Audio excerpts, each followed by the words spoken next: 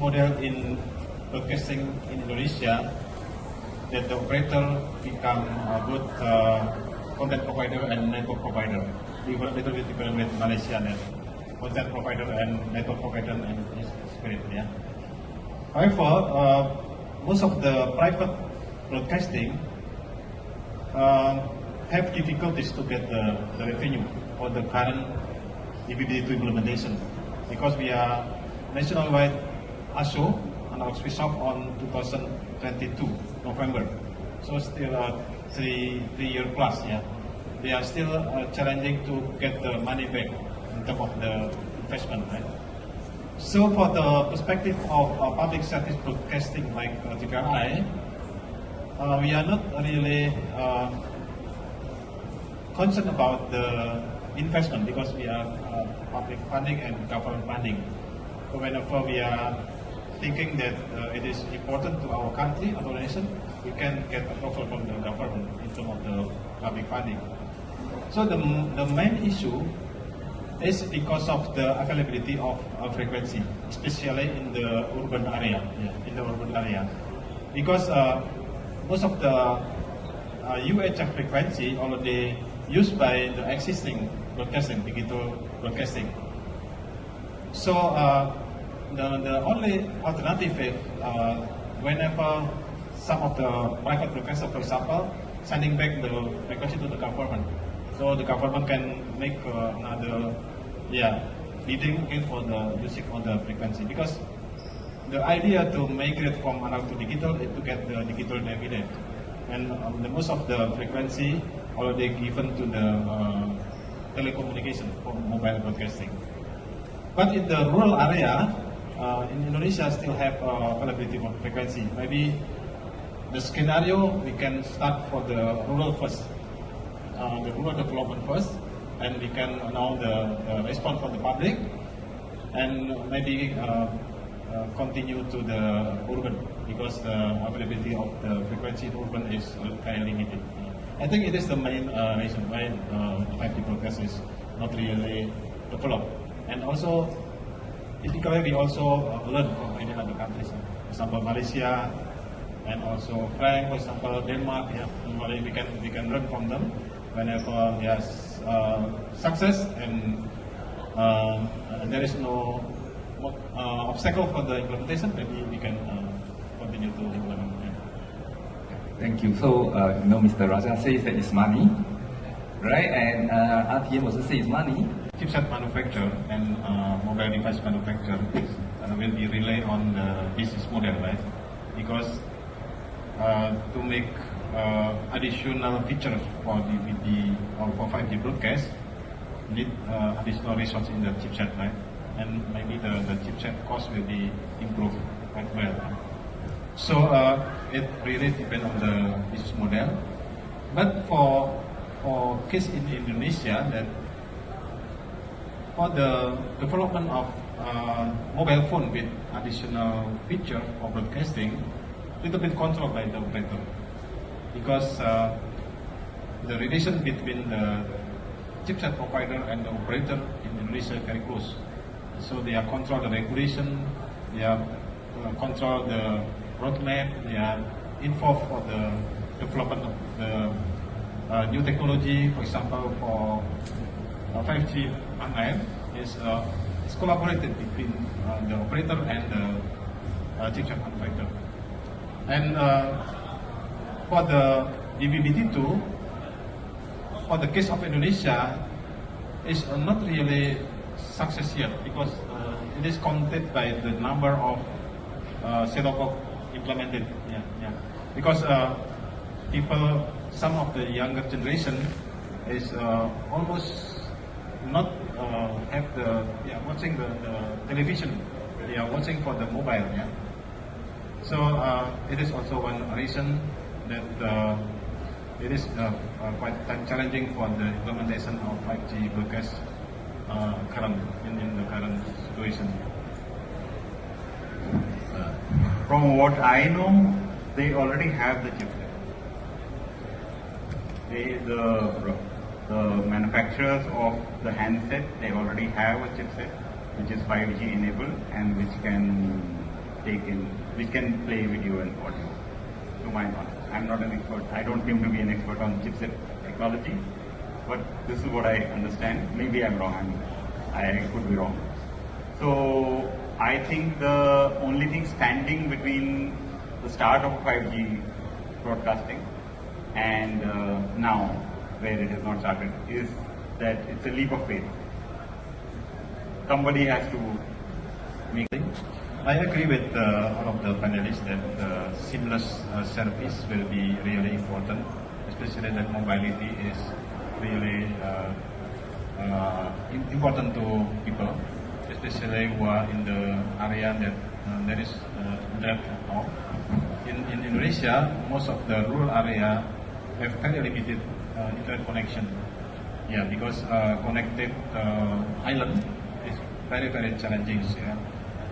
For example, for the north part of Sulawesi, go to the island close to Philippines, it's almost not possible to develop the fiber optic in the sea because there is volcano activities. Yeah, and there is some area in Indonesia that the volcano is under the sea, so very difficult to lay the fiber optic. So I think it is also related to our discussion that if we have a seamless solution to the people when they are using mobile, whenever there is no internet connection, meaning that mobile service is more comfortable, so we can use the high power.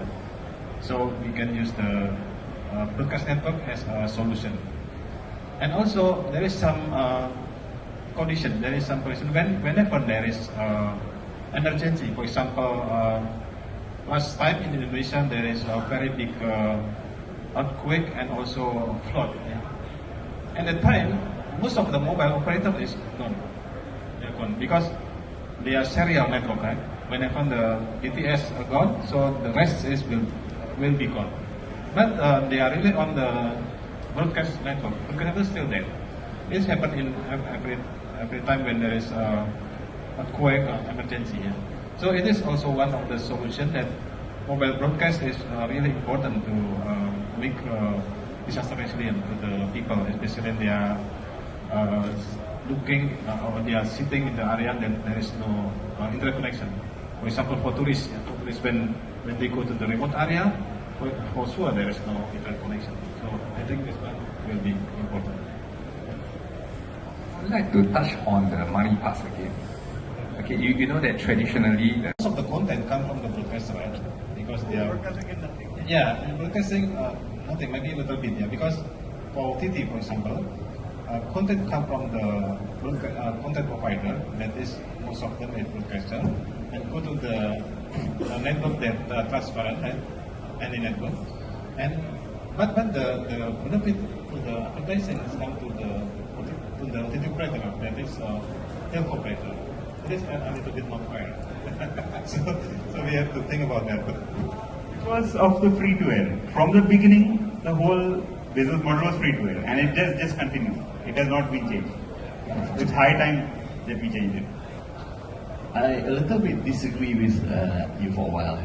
Okay, in terms of content provider, yes, we have two different things we need to highlight. One is the content distribution as part of news, and then content provider that people need to see. Okay, so as for news, yes, we go on broad. You go on social media, we got everything, and maybe somehow we get revenue from it. But the initial intention is to give the information. The one we are unable to control because as a government TV station, we need to go on broad. But if let's say free on air, maybe I will add something here. It is happened in TVRI when we have the right for the FIFA broadcast 2026 year. Because we tried to get the revenue back because paying to FIFA is very high. Yeah. So when we try to get revenue back, we talk with the advertisement agency. So the first question from them is, who is your OTT partner? Rather than terrestrial, right? Because TVRI is mostly the terrestrial, right? And it is, what is your OTT partner? So they are spending the advertisement to TVRI really on who is the partner of OTT. So I mean that it is something that we have to be considered because mobility is really important. Yeah. So people watching in the home, but whenever they are mobile, so they need to have ability to support the OTT. Yeah. Okay. Yeah. So, oh yes. Okay, I almost forgot. So, if any one of you have any burning questions that you want to raise, please.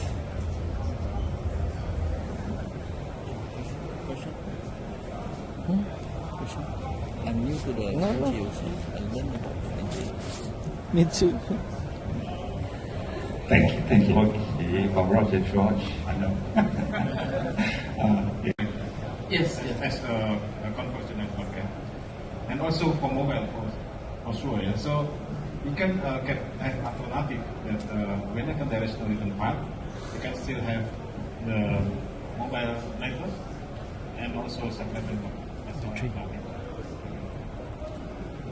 Have a business case, strong business case. Okay. So now I can see that the industry has been in an age there's a lot of overlapping technologies. We have still traditional broadcasting, we have OTT, now we have additional 5G broadcast.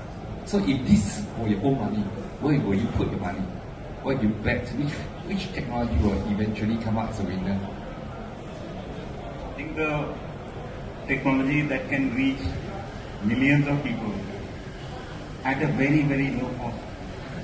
That technology is certainly bound to it.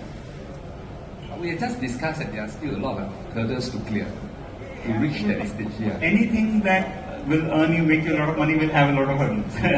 So if let's say within next 3 years, that you have to put money, which area will you put in? Your own investment. I will go to France and look at the initial transmission that they will plan. They are planning to have in 2027, right, sir? 2027. 27, yeah. 27. Yeah, they're pushing for 2027. That's the first transmission. Around Europe. Area will pick money. Which area we got money? Yeah, like traditional TV, OTT, or 5G broadcast for the next 3 years. For the next 3 years, Yeah. Okay. So for public service broadcaster like TVRI, actually we are not really depend on the target to get money, yeah. But for the terrestrial, the money come from the advertising. Yeah. It will not be possible for TVRI to get money from the support directly from the people like BBC and BroadcastAsia. But for the OTT, yes, we collect money from the advertising. For the, as you mentioned, digital advertising, that there is trading desk that whenever people join into our application, actually the profiling of the people is to make us get money because we can get the content that related to what we are habit on the activity daily. So for us, for the next 3 years, I think OTT will also support to us to get revenue from terrestrial.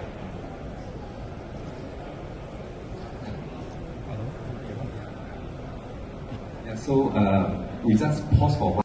Have a nice trip back. Is there anything else?